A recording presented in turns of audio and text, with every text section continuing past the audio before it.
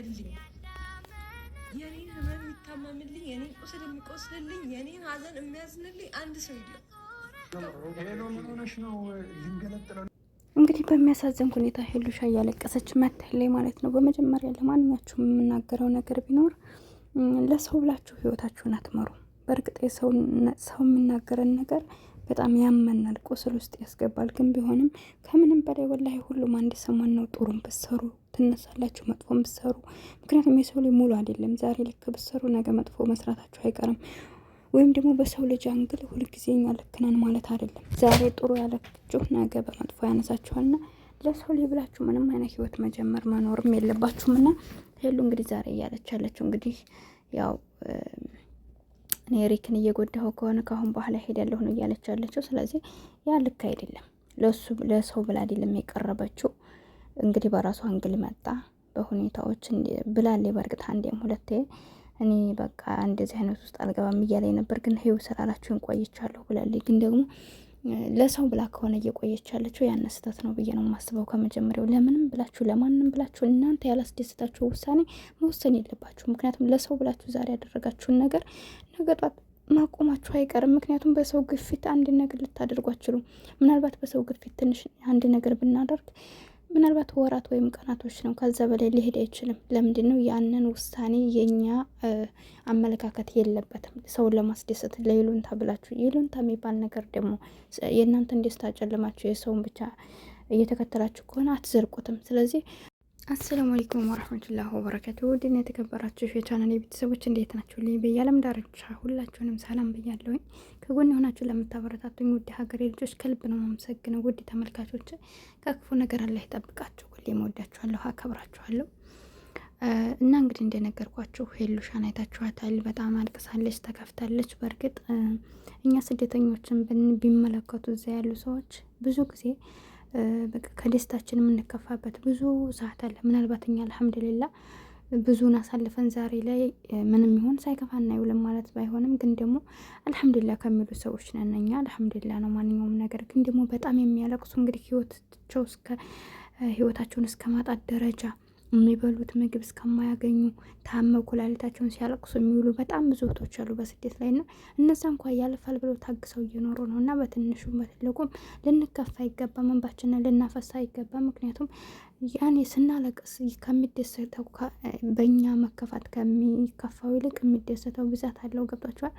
ስለዚህ ማንም ሰው ጠንካራ ሊሆን ይገባል፣ የባሰም ስላለ ማለት ነው። እና አልሐምዱሊላ ማለት ነው። ስለዚህ በመቀጠል እንዳልኳቸው ሄሉ ዛሬ ላይ እንግዲህ ከኤሪክ መለየት እንዳለባት ነው እየተናገረች ያለችው። ውሸቷን ነው ብለን እንዳናስብ እንግዲህ በአውጥታ እያለቀሰች ነው። አላሁ አለመኛ ምንም አልገባና እንደዚህ አይነቱ ነገር ማለት ነው። ስለዚህ እንዳልኳችሁ የእውነቷም ሆኖ እንደዚህ ከሆነ እያወራች ያለችው ይህን ልክ ነው ብዬ አላስብም። ምክንያቱም ማንም የማንም ህይወት ሊኖር አይችልም። በኮመንትና በሚሰጡና አመለካከት በአካል የሚያገኙና በሚናገሩና በሰው ትችት የምንከፋ ከሆነ ማንም ሰው እስከ ህይወት ማጥፋት ደረጃ ይሆናል። እንግዲህ አንድ እህታችን አይታችኋ ከሆነ በቲክቶክ ኮመንት ላይ በሰደቧ ስድብ በዛ ትችት ብላ ግን ራሷን ያጠፋች እህታችን አለና የሰው ትችት እስከ ራሳችሁን እስከ ማጥፋት ደረጃ ያደርጋል። አያችሁ፣ ትዕግስት ለሌለው ሰው ለሰው ትችት ለሰው ለሚኖር ሰው በጣም ከባድ ነው። እንኳን እነሱና የሄሉ ይሄን ሁሉ ስራ እየሰሩ ይሄን ሁሉ አመት እኛ ትናንት ጀምረን አንዳንድ ነገሮች እኛ ምንም አንልም። እንደው ከኔ ቤት ራሱ የሆነ ነገር ሲሉ እናንተ በሌላችሁበት ቦታ ሲሏችሁ ያማችኋል፣ ያናዳችኋል። ገብቷችኋል አይደል? ግን ቢሆንም ለእነሱ ብለን እኛ ተስፋ መቁረጥ የለብንም። የጀመርነው ህይወት ማበላሸት የለብንም። ለሰውም ብለን ለኮመንተሮችም ብለን ምንም አይነት ነገር መጀመርም የለብንም። ብዙ ጊዜ እንግዲህ ታውቃላችሁ ዩቱብ ላይ ጥንድ ሆነው የመጡትን ሰዎች ሁላችንም ነን አብረው ቢሆኑ ብለን እንመኛለን። እኛ እንግዲህ እንደዛ ብለን የምንመኘው ምንድን ነው? ውስጡን ጠለቅ ብለን አናቅም የእነሱን ህይወት። ነገር ግን ስናያቸው በቃ ደስ ብሏቸው ያን የሚከባበሩ የሚዋደዱ ሆነው ስናይ በቃ አብሮ ቢቀጥሉ ብለን ከማሰብ አንጻር ከኔ ጀምሮ ቢጣመሩ ብለን እናስባል። ግን ደግሞ እኛ ቢጣመሩ ስላልን እነሱ መጣመር የለባቸውም። እኛ ደግሞ ቢለያዩ ስላልናቸው እነሱ መለያየትም የለባቸውም። እና ማንም ለማንም ብሎ ህይወቱን መጀመርም ሆነ ማቆም የለበትም ብዬ ነው የማስበው። ሄሉ እንግዲህ በሰው ትችት ከሆነ ኤሪክን እየራቀች ያለችው እሷ እንዳለች ያለችው እኔ እየጎዳሁት ነው። ሰው አለሽ አላለሽ አይደለም። ከምንም በላይ አንቺ ፈጣሪሽን ፈርተሽ የእውነትም እሱን የማትፈልጊው ከሆነ ክላስ እስከ ዛሬ ራሱ መቆየት የለባችሁም ብዬ ነው የማስበው። የእውነት ከእሱ ጋር ፍላጎት ከሌለሽ ምንም ማስተባበያ አያስፈልግም። ካላስ ማቆም ካለበት ልጁ እውነትም ከዛሬ ነገ ትቀየሪያለሽ ብሎ እየጠበቀሽ ከሆነ ልብሽን አስበሽበት አልመሽበት መቀየር አልችልም ብለሽ ካሰብሽ ያኔ ልክ ነው ብዬን አላስብም። እስከዚህ ድረስ ራሱ ለሰው ብለሽ ሰው ሄው ስላለሽ እኔ አሁን ለምሳሌ አስባለሁ። ገብቷችኋል? የሆነን ነገር አንድን ሰው እናየውና አውቀን ካልሆነ በስተቀር ያንን ሰው አንፈልግም እሱ ጋር እንኖርም የምንልባቸው ምክንያቶች እናውቃቸዋል አይደለ? ምክንያቱም እምነት ከሆነ በእምነት ሊሆን ይችላል፣ የማይሆን ነገር ነው ብለን እናስባል። እንዲሁም ደግሞ ያንን ሰው ካልወደድ ነው ያን ሰው ጋር ትዳር መስርች መኖር አልፈልግም እንደዚህ አይነት መስፈርቴም አይደለም ብለን ካሰብና ካላስ ነገ ምንም የሚቀየር ነገር አይመጣም። ያን ሰው የጠላችሁትን ነገር ነገ ልትወዱበት ምንም ምክንያት የላችሁም።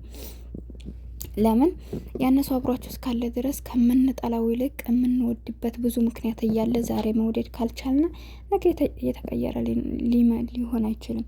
ለምንድን ነው የሰው ልጅ መጀመሪያ አካባቢ እንደሚሆንላችሁ ቀጥሎ አይሆንም? ለምንድን ነው ህይወት ሲጀምሩ ብዙ መከፋት፣ መደሰት፣ መበሳጨት በቃ ብዙ ነገር ያለበት ነው። ግን የሰው ልጅ መጀመሪያ ስትተዋወቁት ምንም የሚያገናኛችሁ ነገር የለም። ገባችኋል? በዛን ታይም ላይ መውደድ ያልቻልነውን ሰውዬ ህይወት እየጀመርና እሱን የምንወድበት ምንም ምክንያት አይኖረንም። እንዳልኳቸው የሰው ልጅ አብሮ ሲኖር ብዙ መናቆር ስላለና